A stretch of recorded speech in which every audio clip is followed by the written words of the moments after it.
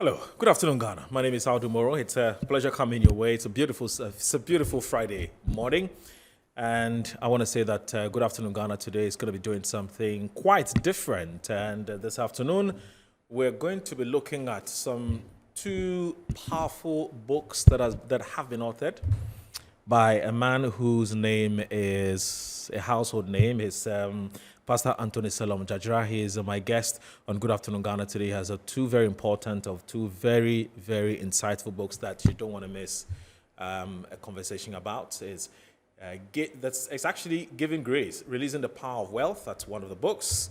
And also A Woman Redefined, which is a spiritual journey to unveil the gem of creation. Stay tuned in for what definitely promises to be an invigorating conversation.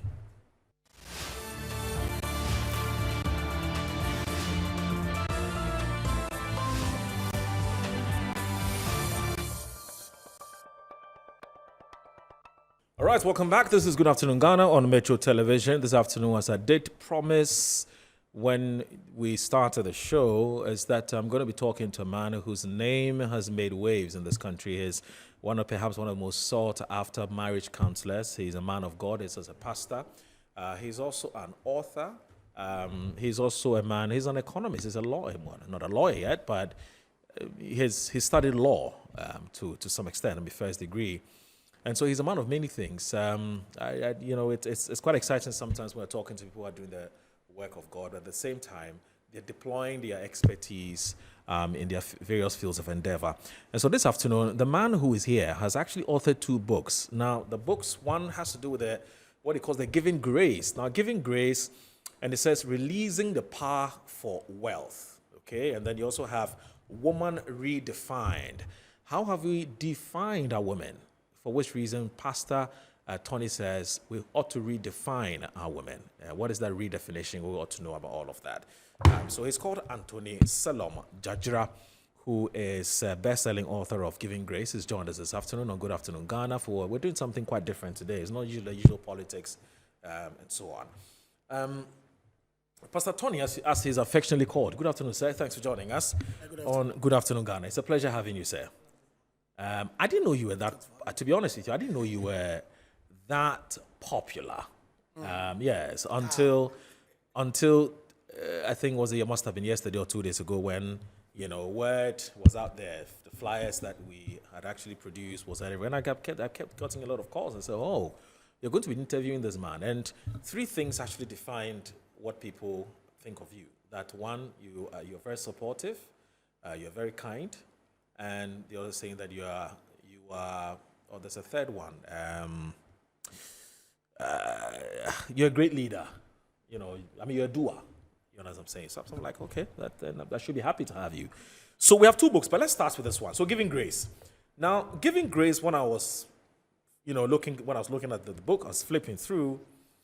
One of the things that jumped at me, and when I was again going through your profile, I noticed that. I'll allow you to tell me who you are, really, for persons who've not had the opportunity of reading the book. But to think that you have a certain expertise, so economics, law, and so on, but then you've also decided to deploy to make time to write about, to write books like this, and books that border on our spiritual lives and how that connects to, our real life. First of all, who's Pastor SELORM DZADRA? Thank you for having me. I am an economist, a lawyer. I work as a public servant or civil servant. Mm-hmm. I've worked in the Ministry of Finance, right, and the Ministry of Energy, and now currently at the Ministry of Sanitation and Water Resources. See, Christian, born again, fellowship at Fountain Gate Chapel, the Gate Pastures in Franco. Okay. Married. My wife is Justine, who works at EPA. We have 4 children, 3 girls and a boy. It's me. How do you combine your work as a man of God and also your professional life or your technocratic life? Let me put it that way. How do you combine that? So Jesus said, give to Caesar what is Caesar. Right. Give to God what is God. Right. So We have a secular life where we work from 8 to 5 as civil servants, but we also have our own time, which we deploy for God. Okay. So it's not too difficult for me. Of course, I'm not a head pastor. Right. I'm just an associate pastor. Right. So my pastor assigns me. So I'm not in charge of the church. For it. So you're not into full ministry. No, I'm not into per full se. ministry. Yeah. Right. I'm just a Christian. Okay. Yeah, I get it. Yeah. I get it. Because so one of the reasons why I'm asking you this question is because oftentimes when people tilt more towards doing the work of God or so ministering, whether it's full or half, it sort of gets in the way, or in their professional in their way. I'm talking about professionally, and so you have a situation where gradually you end up just staying at the church and doing just the work of God. And then it's only when you talk to them you get to find out, oh, apparently I'm a lawyer, I'm a medical doctor, I'm so and so and so and so and so on. And so that's what I'm asking. We are following the Daniel model. Okay. Where Daniel was a full-time secular worker. Okay. Was also a man of God. Yes. So I know how to differentiate. There's a difference. I'm a civil servant. I work for government. I devote my time. If you take my record in the Ministry of Finance, in energy, in sanitation, you know that this guy works hard. I am committed to work. But then, of course, it's God first. Yeah. So I also give God his time. So my quiet time, my prayer life, my fasting life, going to church, going for church programs, that one you can't take it away from me. And I make sure they don't conflict. To what extent do you think that your churchy life, so to speak, your spiritual life, has impacted on how you go about doing your work, at the ministry? So has impacted on your life as a public servant? So I'm guided by the Bible. Okay. I'm guided by my spirituality. So I always tell people that someone like me, before I go to work every day, I don't pray less than 1 hour. I read about 7 chapters of the Bible every day. Every day? Yes. I do my quiet time and I read the Bible about 7 chapters every day. I read through the Bible at least twice a year. The whole Bible. Even my son reads through the Bible twice a year. So from the principles in the Bible, I use that to guide me in my work as a civil servant. Is it difficult? Because you're working with Ghanaians, yeah. And we know what has become of us. I mean, not all of us, but you hear people say Ghanaians who work in the public service, some of them are dishonest, some of them are there, some of them. So all these negative values and attributes that you hear from them. How are you able to operationalize your life, given the kind of ecosystem that we have? Oh, just a matter of principle. There are things you don't do. You won't be liked by many. Oh, of course. And some of these things, it would just be nice to open the phone line for those who know me. Mm-hmm. You will know that this guy, I'm a disciplined person. I understand my work. So competency, I'm there. I see. If you see my background. Yes. Very competent. Okay. It's not like you can say he's not competent, he doesn't know the work. No, I know my work. And I am guided by the principles, Christian principles. Okay. There are some things you can't even bring my way. If you come into my office and we start talking, you will know that this guy, drop this thing. You can't tell this guy this thing. No, you won't. You won't even try it. So don't attempt to bribe Pastor. No. You can go online. You can go and ask anybody who has bribed me before. You can't even bribe me. You can't even dream. You won't even dream bribing me. You won't even dream it. So when you hear people say a lot of the times our public servants become susceptible to some of this inducement because of the economy. Yes. Or the nature of the economy. That's real. It's real. How have you survived it? My life is based on giving and receiving. Okay. And all these things here are experiences, not theory. Like I read it, they say. And you're replicating what you've read? No. This is the things I have read. That when you depend on God, God will take care of you. So that then dovetails into this book. And I've read the foreword, which has been written by Eastwood Anaba, and it's a very interesting foreword, actually. It sort of, takes you into the world of what exactly you want to communicate to as the audience or the potential audience of this book or the readers of this book. And, you talk about giving grace and the fact that there's a nexus between giving grace and releasing the power for wealth. So there's a relationship between giving and wealth creation. Yeah. First of all, what inspired you to write this? Before you even talk about a theory of giving grace and how that influences wealth creation. So what inspired you to write this book in the first place? So like boys, Okay. if you see a new watchy joint, Yes, you won't even recommend it to others. absolutely. So I realized it is true. And I realized that for many people I've experienced, I give a lot. So I interact with so many people. And I realized that many people are not making it because they don't give. The principles in the Bible are so clear. There is he that scattereth, but still have. And there's one who holds and still doesn't have. So there are principles in the Bible that helps us to prosper. And from the word go, you must know that it is the Lord who gives us the power to make wealth. Your wealth comes from God. And because your wealth comes from God, or if you believe your wealth comes from God, then there are some principles God has set in place that will help you get your wealth. If you don't agree with me that your wealth comes from God, then we can't speak the same language. Yes. So you are different. You mean you can't even start a conversation? Yeah, so you are different. Okay. We are only talking to people who believe. So you that- must first of all accept and agree that whether you have it or you don't, it's all God's. Yes. you So know, your wealth comes it's from God's God. work, or do you And do it? if you can get wealth, or if you can get a blessing, it comes from God. Okay. And how has God fashioned it? Okay. He's fashioned it in such a way that you must give, so you can receive. Right. So Luke 6:38 says that give, and it shall be given unto you. Right. Good measure, pressed down, shaken together. Right. Men shall give unto you. That means that if you don't give, you don't receive. Jesus, Acts 20:35 says that it is more blessed to give than to receive. So when you give, you get blessed and receive more.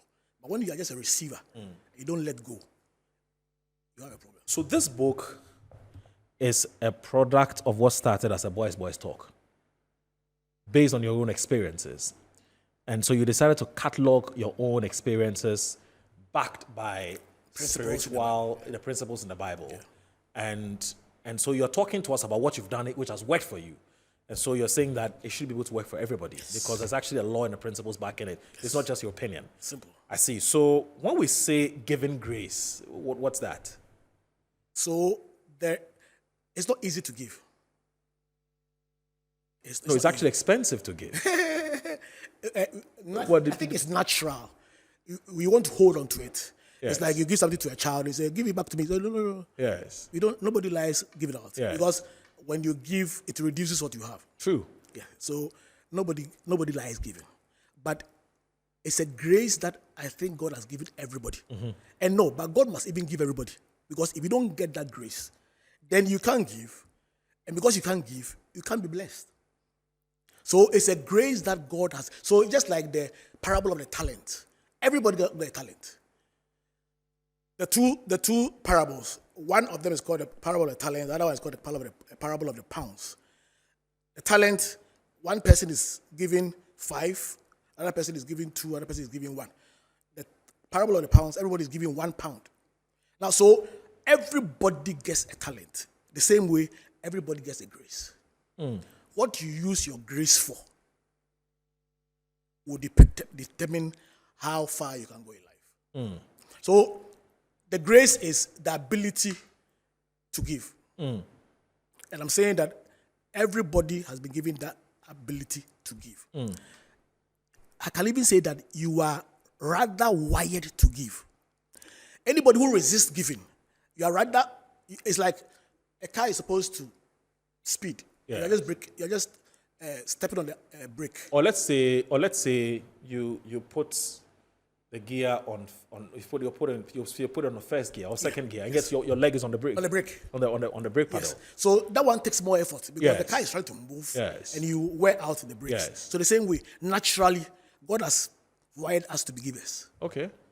So when you resist, you are rather So we're putting supposed to be, too much effort. So we're supposed to be natural givers. Yes, natural givers. So why don't some people give?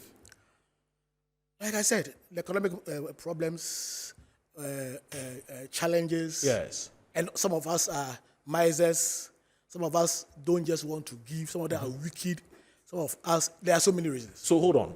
Your point is we are born givers. Yes.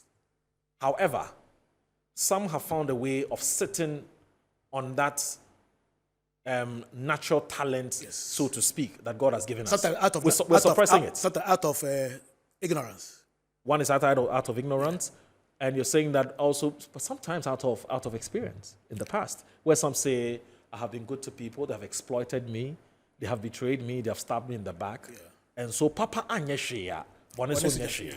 And so there's no point. Because in your mind you are giving to a man. Yes. In your mind you are giving to somebody.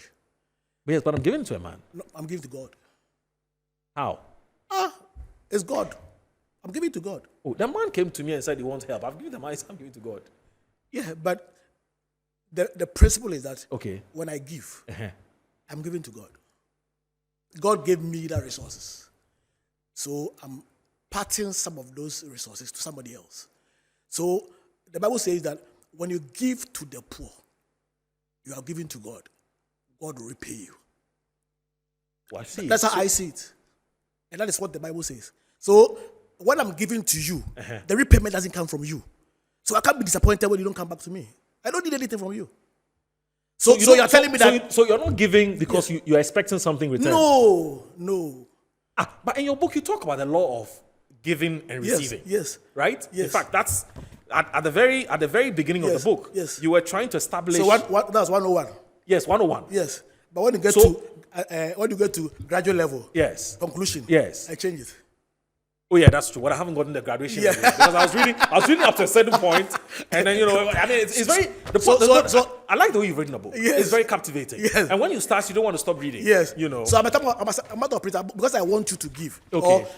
Or I believe in giving. Yes. I start by saying that when you give, you receive. Yes.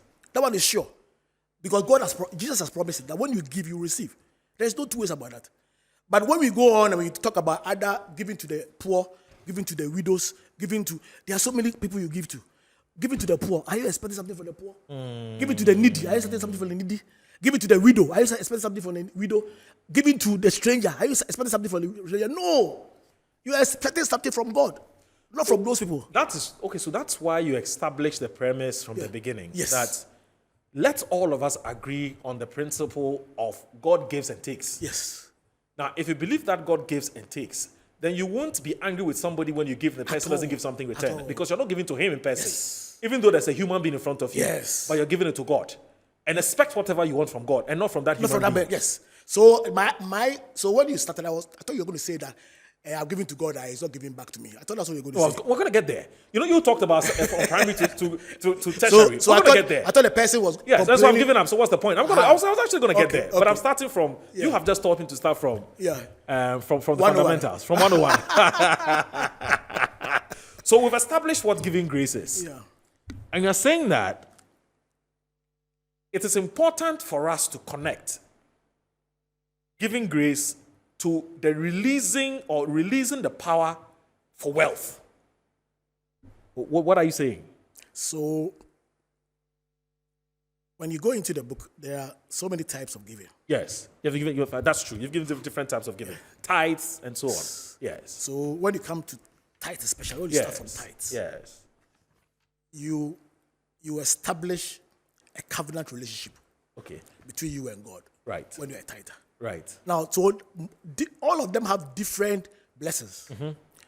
When you tithe, when you give an offering, when you pledge, when you give to the needy, when you give to the poor, when you give to the widow, when you give to the stranger, they all have different types of blessings you get. When you give for church building, to an orphan. When you give to a man of God, an orphan, they are all different. Yeah. But the first one that establishes a relationship between you and God is your tithe. It's your tithe.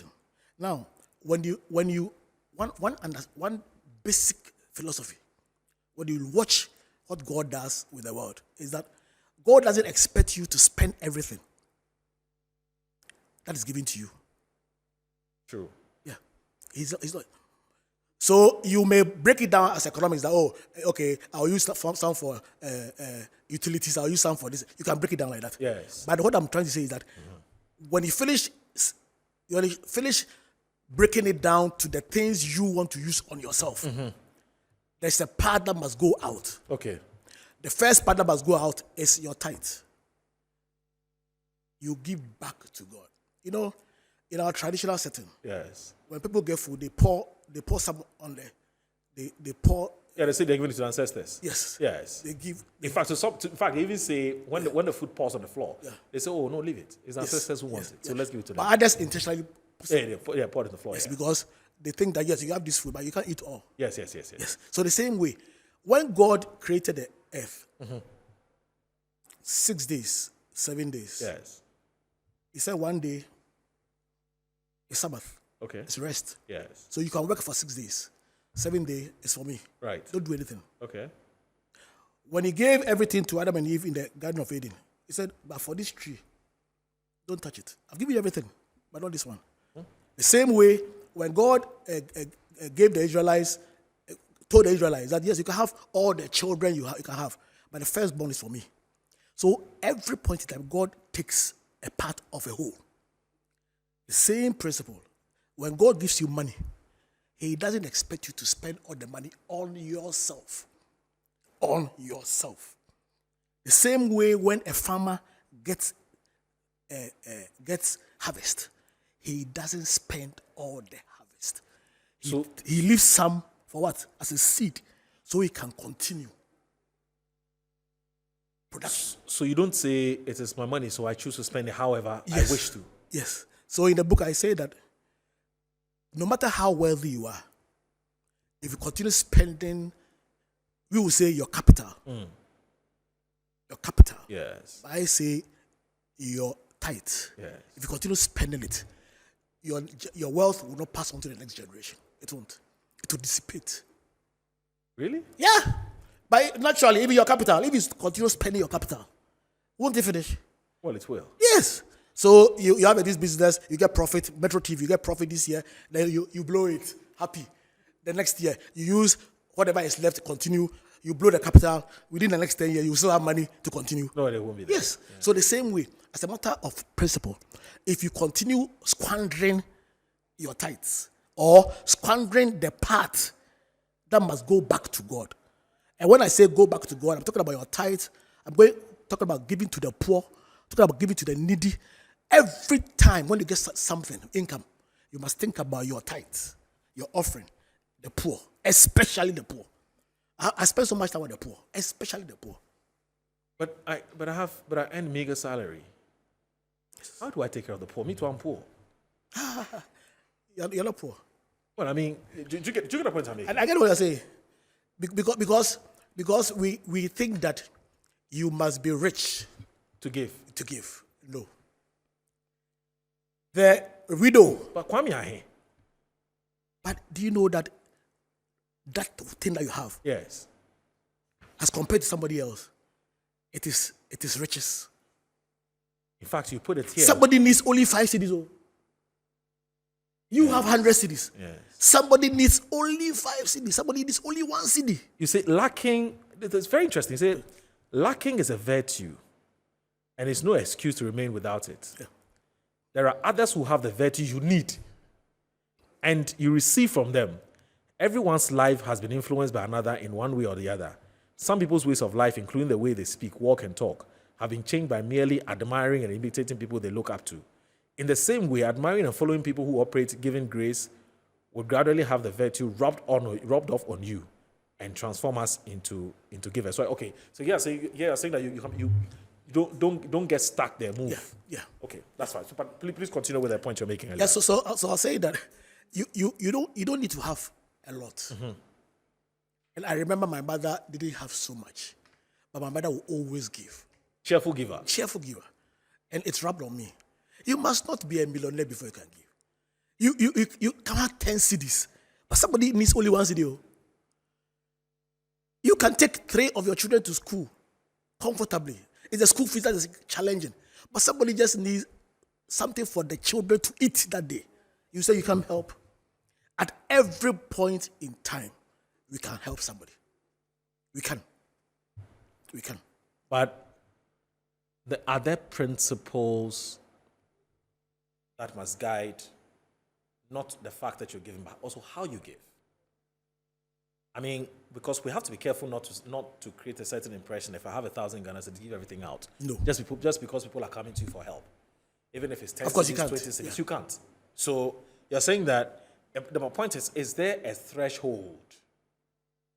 You know, is there a because most of the things you're saying is also within the realm of the spirit, which is, it is not everything you can understand, but you have a situation where you're giving and you're getting back. So you realize that you're earning 1,000 Ghana cedis, but your lifestyle is more than 1,000 Ghana cedis based on the law of giving.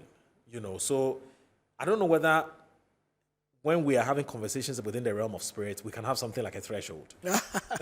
You know, No, is there a point where you can say, no, as for this one, even though Pastor Tony says you give, Abba, why do you want me to die? So is there a threshold? No. So let me give you an example. So no, when it comes to faith matters, Yes. it's different. If you want us to go to faith matters, Yes. then we'll go there. Okay. Because in the book I say something about breaking the waters. I think chapter 8 or something. Breaking Right. the waters. Yeah. And I was given an example when my wife and I did some crazy giving.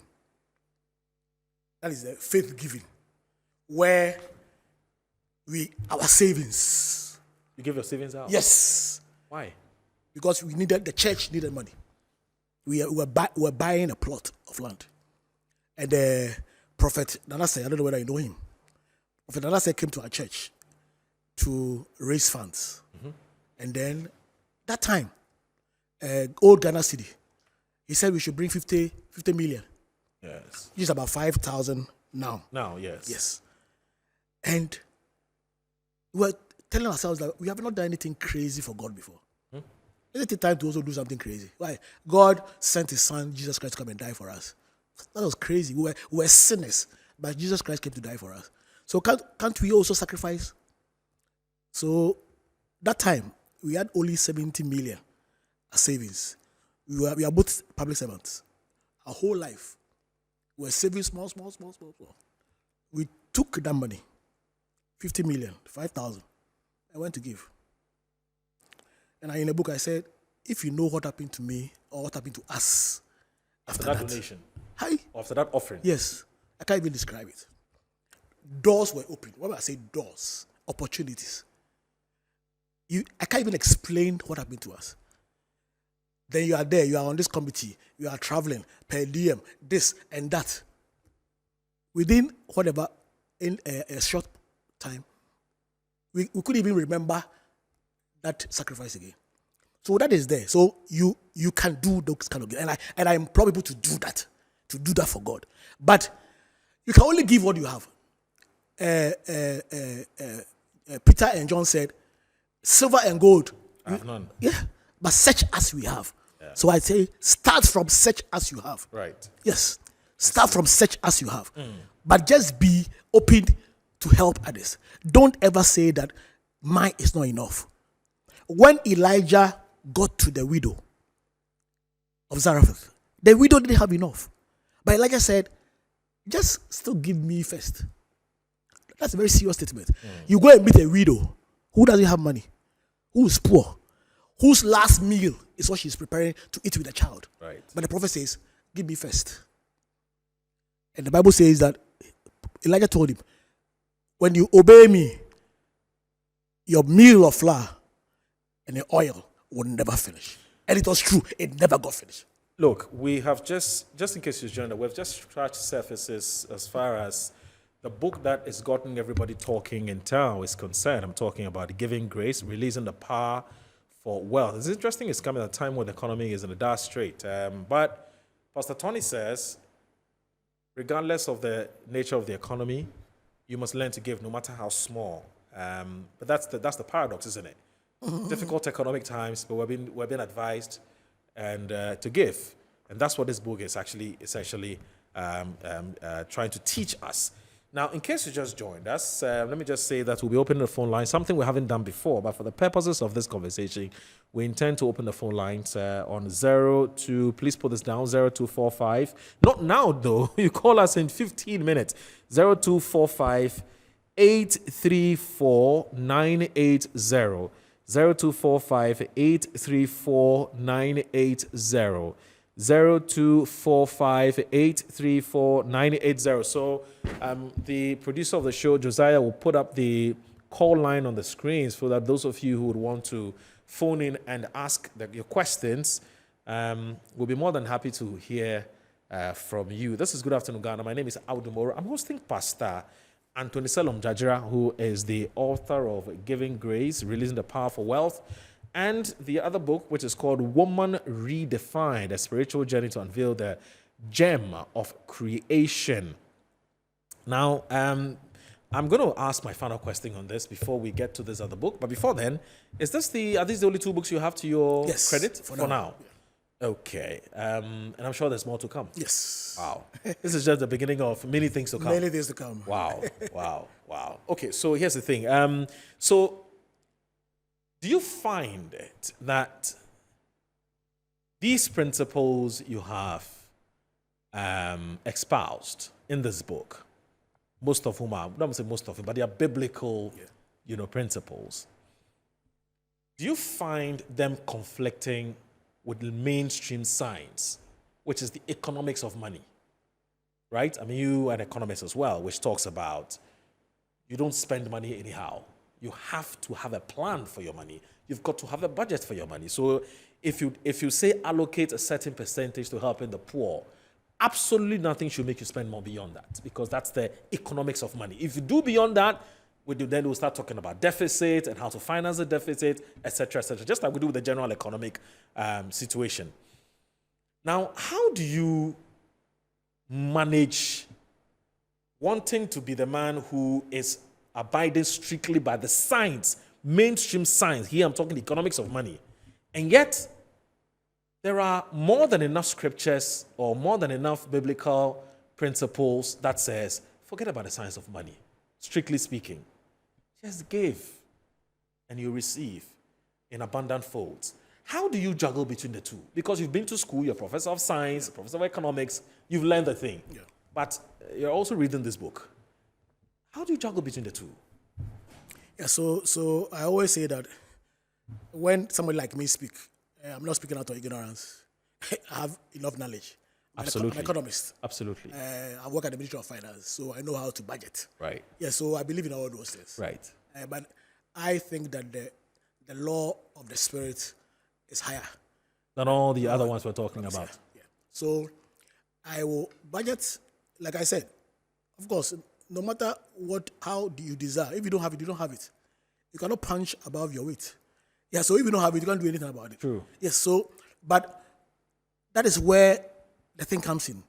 When to use believe God out of faith, and when to go strictly by the. So in the book, I talk about the miser and the frugal person. Right. So the miser there, he doesn't want to spend. That's what we call pepe, proper pepe. Yeah, so they don't care. They won't give. They don't care what happens to them. The Bible says that the way of the transgressor is hard. Their way is hard. But here we have the frugal person. Very careful. Thinks about the things. So I say, yes, I believe in frugality. I believe that resource you have, it's not for you. It's for God. So you cannot spend it anyhow. So spend it well. Put nyansa on it. Spend well. But please, also be open up. Because after all, it's not your money. When God places a demand on it, you must give it to him. Okay, so Pastor, I have helped people. I mean, people have come to me. I'm not talking about me, but I'm just for the sake of argument. So I've spent. People come to me all the time. They need help, and I help them. But I'm broke, and I'm looking for somebody to help me, and there's nobody to help me. I'm looking around. I'm calling everybody. I've called Jennifer. I've called, what's her name? Harriet. I've called everybody. Have you called God? And they're all telling me, have I called God? Yeah. Yes, I've called him. I woke up at 3 a.m. I prayed. I went to church on Sunday. And I'm back. No, have you called God? Have you called God? Have you called God? Well, I have called him. What did he say? I don't know how else I have to call him. And you are saying that when you called him, he didn't mind. Well, he hasn't responded yet. It's not true. Really? Yeah. There's nothing like that. I mean, there's you are the one. No way you would give. Yes. And go days without money. Oh, you can go days without money. Yeah, but how are you going to survive? That is sacrifice. Okay. But What? No, so you can't sacrifice for God. yeah, but you can sacrifice. Yes. But when I'm going to sit in that trotro, the driver won't say I'm sacrificing. So So walk. really, Oh, why not? No. So Pastor Tony, that's a bit harsh. let's take it this way. Yes. You can give to your discomfort. You must. Really? It should be possible. Yes. Because why? God thinks that other person needs it more than you. In that particular instant, that other person needs it more than you. But that's dangerous. It's dangerous. But so you are living with a dangerous God. Who told Abraham, sacrifice Isaac? Yes. It doesn't make sense. But he did. You gave me Isaac. You know how much we suffered to all of us, me, you, God, and Sarah. How we suffered to get Isaac. How can you tell me that I should sacrifice Isaac? So God gives you a car, he says sacrifice the car. God gives you the building, he says sacrifice the building. It's possible. But he himself sacrificed his son, Jesus Christ. So I don't understand you. So he did it. Abraham did it. Jesus Christ himself came to suffer and die for us. So why can't you also suffer? So tell me, if you are going to eat 3 times a day, and you give and you eat 2 times a day, why not? I don't understand. Why can't you also Pastor sacrifice? Tony, how then do you explain a situation where misers are rich? It's they're off, but he's also very rich. In our eyes, yes. Yeah, how nice? In our eyes, but you don't know the end. You can. There are some things that are temporal. The rich young fool had a lot of food. He said, "My soul, we will enjoy." The Bible says that night God said, "Hey, come home." And Jesus said, "What will become? What will become?" Some foolish person will chop that resources. It's not what you are, but what you become. So I don't think you have to compare yourself with anybody. That but this person is wicked. But we have wicked people who are still alive. That's true. Have you seen good people? Died at a very young age. Yes. And everybody's crying. Yes. How did we lose such a soul? Yes. But the wicked person is still there. Yes. Yes. So you don't go into that thing. You can't go. You don't need to go into it. It is God, sovereign God. Pastor Anthony SELORM DZADRA, affectionately or popularly called Pastor Tony, a very popular man, teaching us through his book, which is Giving Grace, Releasing the Power for Wealth, the importance of giving, and how that relates to wealth creation. So it says, don't think that because you're giving, you can't be rich. You would, when you give, you will be rich. In fact, you should be rich when you give. He has another book, Woman Redefined, a spiritual journey to unveil the gem of creation. Now, Pastor Tony, have women been defined in a certain way which is not right, that you think they ought to be redefined? Yes, I think that men have stereotyped women. How so? Stereotype and what we think they are. That is all they are. And many men sometimes belittle women, demean women. Women don't know anything. Women are weak. Yes. Women are not smart. Yes. I call it stereotyping. And there's an interesting story in the Bible about stereotyping. And there were 3 of them. And the women are trouble. Yes, so tell me, so adultery is committed by 2 people. Yes. Jesus is standing in some way. Some people come and say, this woman has been caught in the very act. How can a woman be caught in the act? Yes. And you won't bring the man along. It's an act, so it means you caught them. True. But you brought only the woman. Yes. Just to create the impression that there's a woman who are adulterous. It's a woman who are adulterous. There's this woman who went to Jesus Christ to pour an alabaster box of ointment and broke it on Jesus' leg. And this Pharisee is telling in his head, saying that sinner, this woman is a sinner. So any woman who breaks bottle is a sinner. Any woman who comes to cry is a sinner. Hannah was in church, didn't have a child, was on the altar praying hard that God help me have a child. Prophet Eli is sitting there looking at Hannah, watching Hannah pray, but could not hear her pray. So say that, hey, when will you come out from your drink? Take that wine from you. Yeah. Then Hannah said, oh, I'm not drunk. Yeah. I'm crying from the bottom of my heart with sorrow. That is typical stereotyping. Like, so any woman who goes on the altar and cries that way is drunk. So there are so many ways we have stereotyped women, give them bad names, and because of that, women are not functioning as they should. When I'm a counselor, when I hear some of the challenges in marriages, you realize that how the men see the women, how the men even see their wives, it's a big problem. Yeah. And it worries me. Because the reason why it worries me is that if you don't know the worth of an object or the use of an object, you abuse it. You will not use it well. So I'm worried that you are going to live here 70 years, 80 years, die. You didn't recognize what a woman can do. And didn't enjoy what a woman can do for you. We'll come back and find out what is it that women can do when we start taking break, when we start taking your calls, actually. So we'll take a short break. When we come back, let me advertise the line now. And I'm hoping that they will put it on the screen so that, it will be easier for you to call us. It's 0245-834-980, 0245-834-980. We're discussing two books here, which is Giving Grace, Releasing the Power for Wealth, which is here, and then also Woman Redefined, a Spiritual Journey to Unveil the Gem of Creation. When we come back, we'll take your phone calls.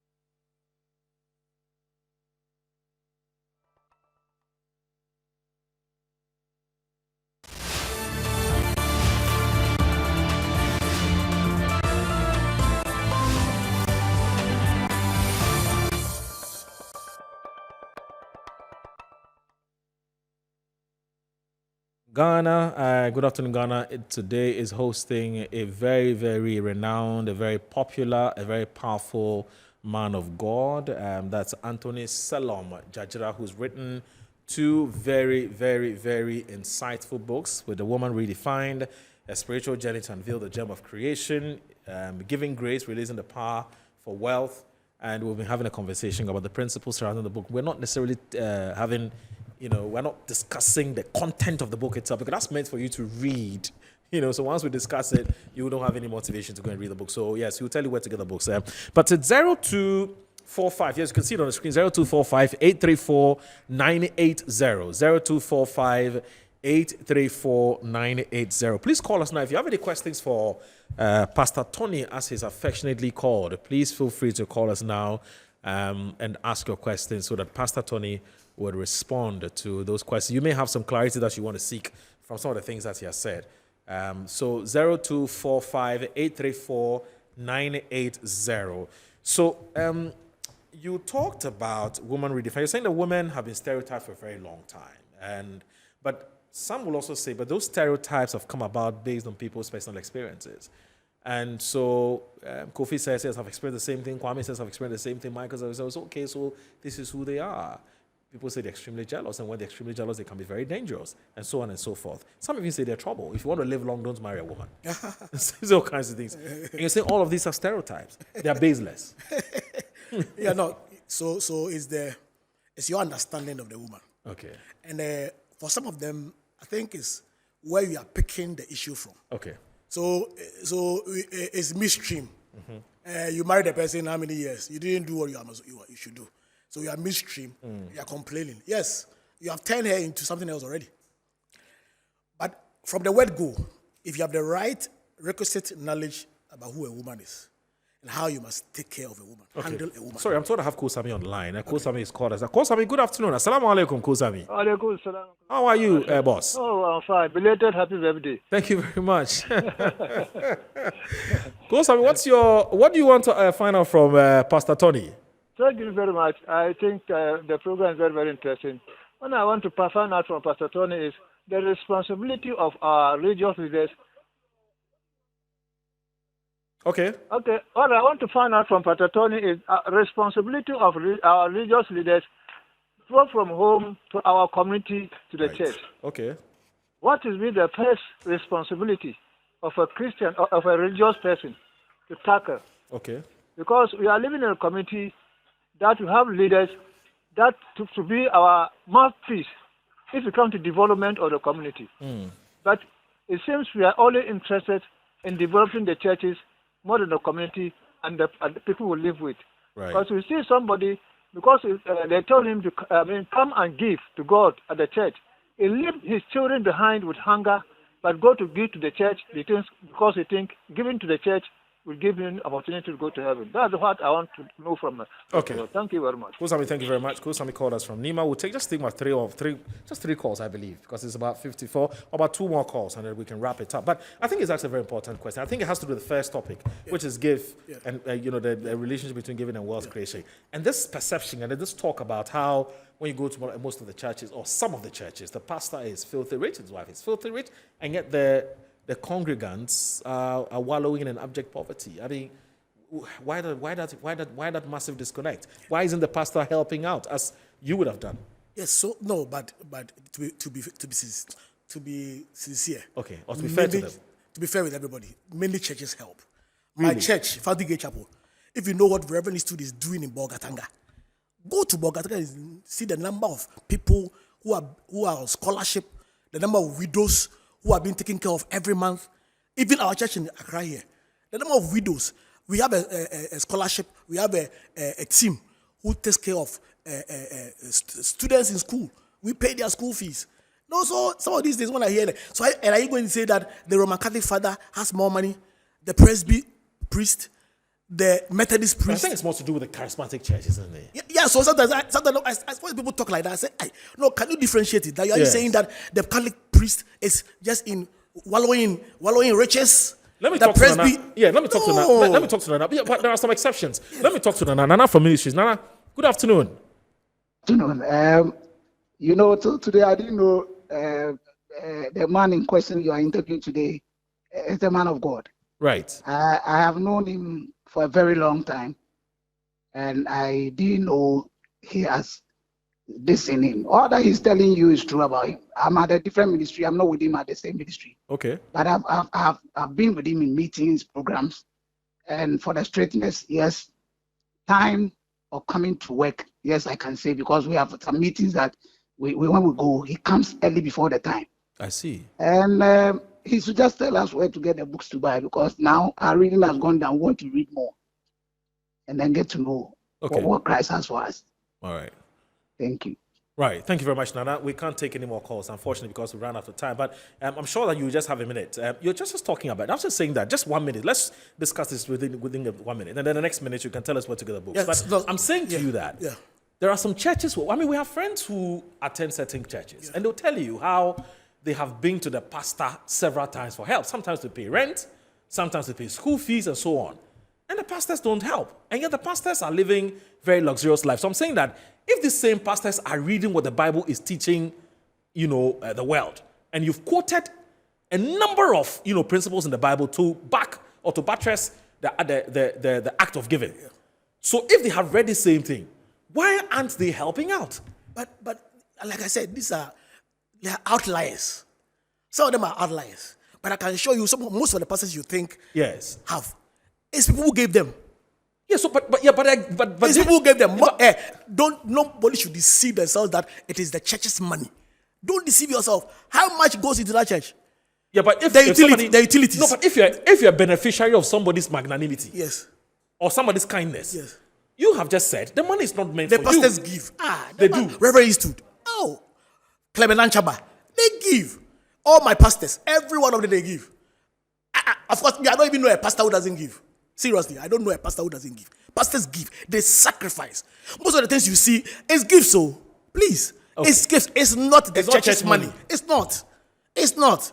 Where do I get this book to buy? Pastor Tony, we probably should do a part 2 of this. So, but where do I get most this book of to buy? the bookshops, EPP, Okay. Legon, That's Jibrin's Kingdom, place. Jibrin's place. Okay. Vida, Osu and Laboni. Okay. Challenge bookshops all over. Okay. How about Kingdom? Kingdom. Kingdom books. Yeah. Okay. And Amazon, of course. Oh, and on Amazon. And how much do they cost? How much are they going for? 150 cedis. This is 150. That's cheap. Them, yeah. That's cheap. Yes, right? that's cheap. You don't want money? No, I don't want money. It's not about money. All right. Pastor Anthony SELORM DZADRA, thank you so very much for your time. It's been wonderful talking to you, and we've learned a lot, actually. And I want to wish you well. And I wish the best as you preach the word of God and also the principles of giving and how it relates to wealth creation. My name is Aldo. Thanks for watching. Have a good afternoon. Bye-bye. Thank you.